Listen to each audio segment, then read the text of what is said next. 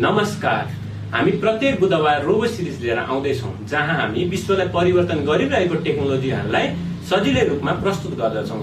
म कुशल गौतम र आज हामी कुरा गर्दैछौँ कोल्याबोरेटिभ रोबोट्स अर्थात् कोबोट्सको बारेमा। पहिलेका इन्डस्ट्रियल रोबोटहरू ठूला, महँगा र जोखिमका कारण मानिसहरूबाट टाढा राखिन्थ्यो। तिनीहरू मान्छे भन्दा राम्रो काम गर्न सक्थे, तर फ्लेक्सिबल भन्ने थिएनन्। तिनीहरूलाई सञ्चालन गर्न एक्सपर्ट प्राविधिकहरू चाहिन्थ्यो। तर अहिले समय बदलिएको छ।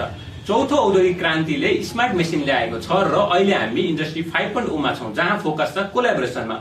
अब रोबोटले मान्छेको काम खोज्दैन, बरु सँगै काम गर्छन्।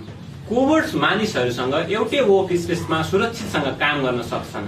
कोबोट्स साना, हल्का र सेन्सर्सले भरिएका हुन्छन्। यिनले अब्स्ट्याकल डिटेक्ट गरिसकेपछि तुरुन्तै रोकिने हुन्छन्।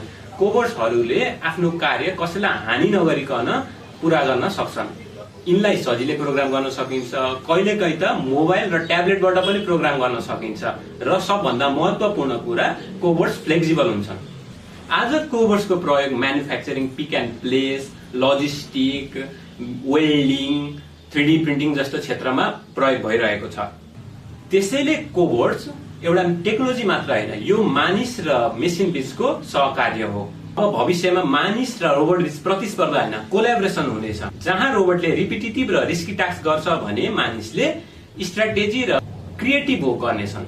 यदि तपाईलाई यो उपयोगी लाग्यो भने अटोमेसन र रोबोटिक्स सम्बन्धी जानकारीका लागि हामीलाई फलो गर्नुहोस्। यदि तपाईलाई कोबोट्सको बारेमा अझ जिज्ञासा छ भने हामीले डिस्क्रिप्सनमा कोबोट्सको लेख पनि राखेका छौं, हेर्न नछुटाउनु होला। र यस्तै जानकारीको लागि रोबो आरम्भ पेज फलो गर्नु होला। फेरि भेटौँला अर्को रोबो सिरिजमा। हस्त, धन्यवाद।